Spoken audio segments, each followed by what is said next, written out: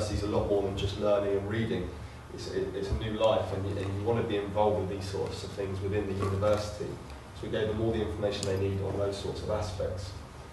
Furthermore, we wanted to make sure they felt comfortable in Kingston University, and so we gave them as much information on the books and the module information and the exams, just so they could get a feel of how it works and what they're going to expect. I'm going to pass you back to Braynard. The website design for KU Chat, we based it on the social networking site. It's popular as well name. We use that as our platform. The layout is very easy to use, easy to navigate, and it's consistent with the current social networking sites such as Facebook, MySpace, and Bebo. It has easy to use features and customizable profiles for all the users. One of the features that we have is a virtual tour where the students can look at the screen and basically view the restaurants and the shops around the area without having to travel there. It also includes applications and games for users to add to their profiles. This is a screenshot of the homepage of the KU Chat. That's the wall, that's the same as Facebook layout, where you can see the recent activities, and that there is information about the KU Chat, and under there is the most popular and recent blogs that we update. My name is Elizabeth, by the way. From the KU Chat, we did discover many benefits for the students, both new and existing. With housing opportunities, we gave information for students on accommodation privately and on halls in the halls.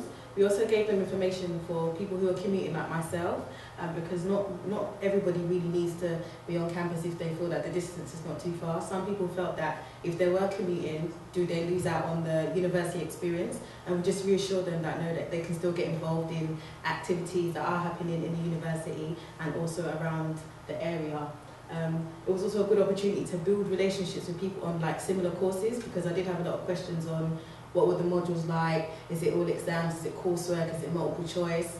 We also shared like features and benefits around the area as well, things like social life, shopping, hanging around with friends, cinema, and other academic activities as well. For existing students, it was also a good opportunity to like sell previous year books rather than just keeping them stored at home, piling up in the dust.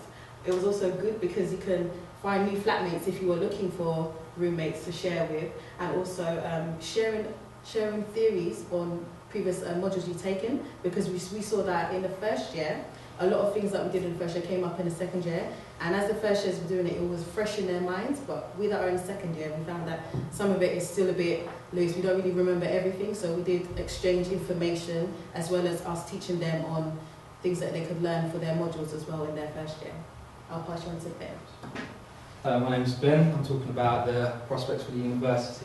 Long term, we had a lot of students that discovered talents and societies that they could join that otherwise you don't really learn about. A lot of people don't go to Freshers Week and things like that. I personally didn't, and I didn't join any societies until my second year when I was involved in this. And it also helps to create better relationships between teachers and students. We had a lot of tutors join the site. They get to know the people who are in the tutors, get to talk to them and understand about them. Short term, it gets a direct conversation going between tutors. You are aware of problems, issues that students have before they even come to the university. They can confide you and tell you personal things that they're worried about or concerned. Concluding, we had quite a high success rate. 65% of all the new students joined. Unfortunately, that didn't include anyone who went through clearing, as it was a bit late and no one joined the site. So it's a lot higher than the original last year version, which only had one person join. And a lot of people enjoyed the site. They liked it, making new friends, developing relationships. We had several people from similar countries that were coming over. So we had 2 Norwegian people that spoke 2 Norwegian on the site to each other, so they know, and they was talking about when they're coming to the country and headed us down with. And it also helps a bit of cohesion between first and second years, improving us being involved with them, because otherwise we don't really speak to each other in the uni.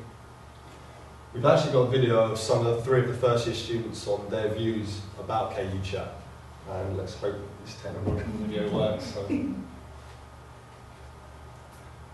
As last year students got a chance to talk to us and told us about the course and how it was like, what's involved in it, and so we got a clear picture of what the course is about before going into the course.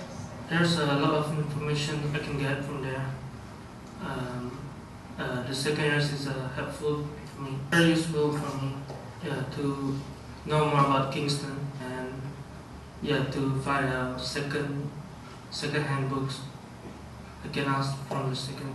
I used it just before I joined the uni because I was very confused, like where, because of the open days and everything. I didn't know when to come, where to go, and everything.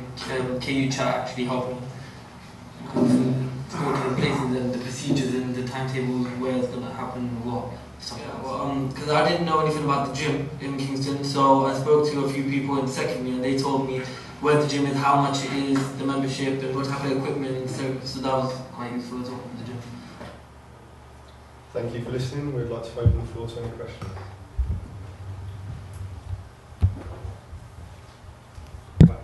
What happens on an ongoing basis? Do you moderate the site? Do you keep an eye on it? We all do, and Susan as well. We're all we're all administrators on the site, so there can be no foul play or anything like that. But no, we're close. Daily monitored. Daily monitored. Yeah. And But I should say that it is at this stage it's just a pre-induction site. So the major activity was really over the summer and those first few weeks of the term. So are you going to continue in your role, or are the new people that have experienced it going to kind of take over or become involved in it? Well, with our course, the first 2 years are spent at Kingston College, and then the third year you move on to the university campus. So there will probably be the new people moving into the second year that will then take on our role. But because of the change in moving from a college to a university in the third year, our role will then be important again to help the second years and give them information on the change that they will then have moving on to the university campuses. So it's sort of like an ongoing role between the years. Yeah. And I should say that because these were really champions because they had no experience of it before, whereas the first years now who've had that experience are quite keen to get involved, and they do have new ideas for it based on their experience that they've had with this team. Have you had any students who've had problems to access it? No. I don't think we did actually, and if they did, they had our email addresses. They could email us and then say, I think there was one lad who was on there twice, he signed up twice and we deleted the wrong profile, and he was able to email me, and then I was able to put his old profile back on within a matter of minutes. So the process is very simple, and the Ning website works very well. It's quite simple. In fact, on that issue, we found it was very popular with the international students who weren't in the country who could access it. Remotely using that link. Yeah, because that's the problem we found with Facebook, that it's blocked in China, for example. Yeah. Yeah, no, we didn't have any international students at all. Well, we didn't have any students, to my knowledge, who physically couldn't access it. And Kingston's quite an international. We've got some from the Caribbean, Dubai, places like that, and none of them had a problem accessing it. So. With the site, it is 24 hours, and students are on at mad times of the night, 12 a.m., 3 o'clock, 4. It's just anyone who's available, anybody who's on. If you got messages, it'll be replied immediately as soon as the next user signed on. So it was always an ongoing activity. So it wasn't, okay, 9 to 3 and that's it, office is closed. But it was available at any time of the day or evening. With 5 students as well as Susan, there was maybe 3 or 4 other lecturers. Yeah, there were quite. All the personal tutors for the first years were on there as well. And as soon as we got personal tutors groups, we indicated to the students, I'm your personal tutor. So they, in fact, a lot of them came to me and said, oh, I saw your face on the social networking site, so I knew exactly who to ask. So, yeah, they were there, and they were also asking questions to staff and students. And we did do a survey of those first years, and we said, did you want staff on that site as well as the second years? And they said, yes, we would like to. There's a debate within the university where I come from, where some staff would like to keep quiet, shall we say, or hide the fact that there are sites where students will talk quite openly about what they think of halls of residence, they've done bad, etc. And they want to keep it very quiet. And then there's a group of us that say, well, it happens, we can't hide it, but let's make sure people can access it, because that's what's happened in the market economy.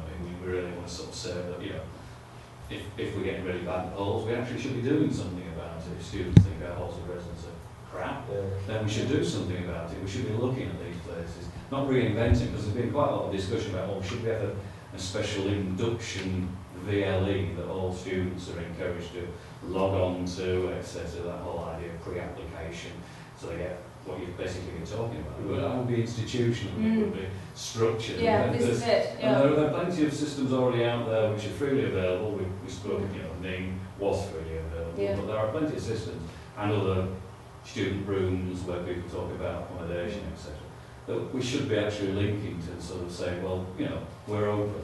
Yes. That's my view anyway, and we shouldn't, as university stuff say, right, we will have, this is your induction VLE, and then move you smoothly through MIS and suddenly you're onto your modules. I think what we found was that because this was a pre-induction site, once we got into early October, the students had started to make friends, and then they use Facebook and other things for their personal chats or their rants. Yeah. But we found after October it became very quiet because they moved on to other social networking sites that are maybe more to do with friends, where this is sort of to meet friends. I think Facebook, you already know people and then you get involved that way.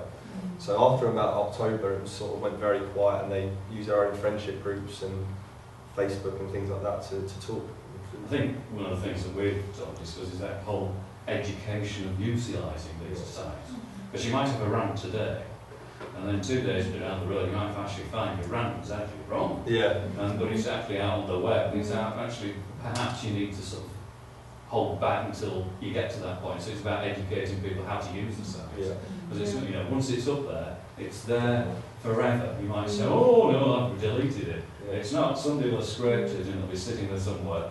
You photograph that used to be on Facebook of your night out, doing whatever. We've all done it, and done something you might not have really wanted to do. If you put it up on the web, it's educating.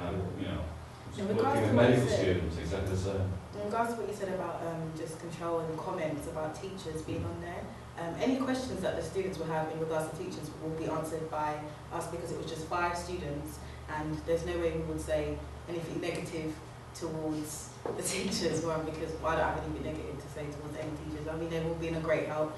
I mean, even before this, I didn't really know Susan, but with this whole project, I found that she's been very helpful. I can go to her about anything, and it's all genuinely good experiences. So it's one way to control the website and comments is to get some students that are reliable, and I wouldn't say involve all second years if you're still wary about that and you feel that you can't really control it as much.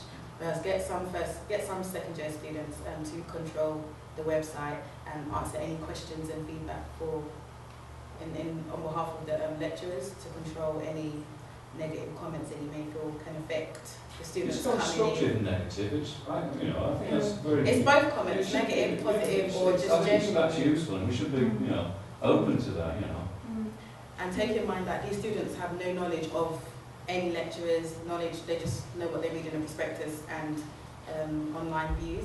So they're coming in with fresh, they're open to new ideas, open to any responses, and we're more than happy to give them positive feedback, really. So, I wonder how the project was set up initially. Did you set it up as a project to invite students if they wanted to do the project, or how did that initial part happen? It was all a little bit last minute, really. I will admit it. It all because we decided we got the go-ahead. We decided yes, we were going to use it, and we would like the students involved. And I think we literally approached you lot after the last exam. Yes. And so we got recommendations from personal tutors for students that they thought would be like to be involved with it. I think in subsequent years we could have a more structured approach, and they apply, for example. That would be better. But at this stage, due to time constraints, we said, please, will you get involved? We were lucky. Out of the 6 that we invited, 5 said yes, they'd love to get involved. And then, of course, we had that long summer holiday where they all disappeared to different parts of the world. So we coordinated everything via Google Wave, didn't we? And then we used to pop in and meet some people. So some people would be on the Wave, some people would be physical presence.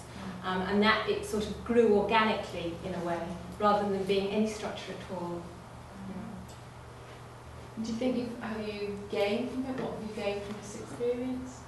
friends. Like, I would normally be around with a group of girls and chatting away, did coursework, and these people, all of them are on my course.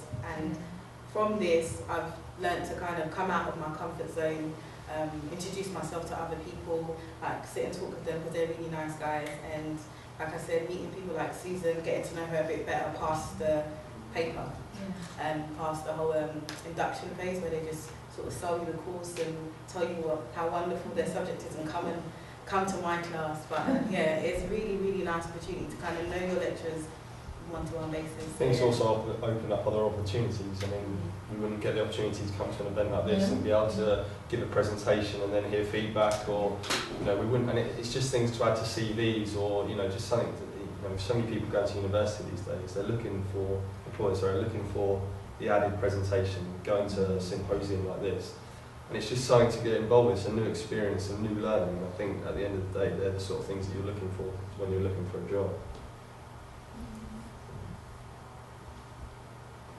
Any other questions? We've got time. We've got a few more minutes.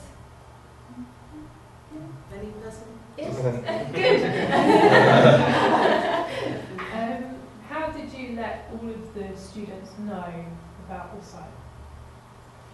It went out, didn't it, when they got their acceptance letters, wasn't it? Yeah. It was. That's why I was clear. Yeah. As soon as they got their acceptance letter, there was a link to the site. Also, I used to do email mail shots every so often saying come and join KU chat. I think I did 3 of those in all, first 2 being very successful, and on the third I only got a few.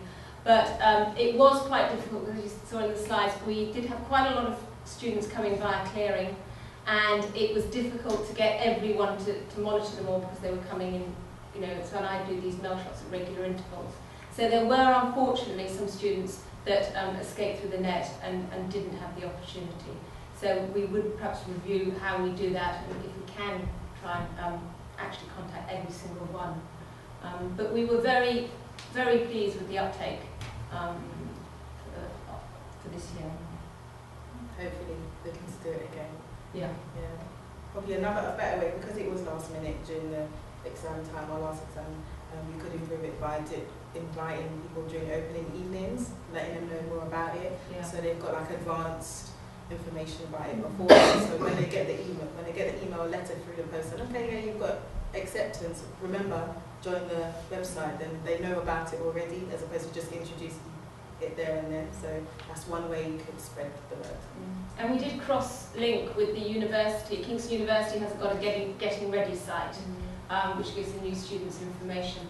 And they actually link to our site, and we did vice versa to them as well. So we tried to promote it that way as well. Did you have any verification process to make sure that the people joining the site were definitely all students? Yes.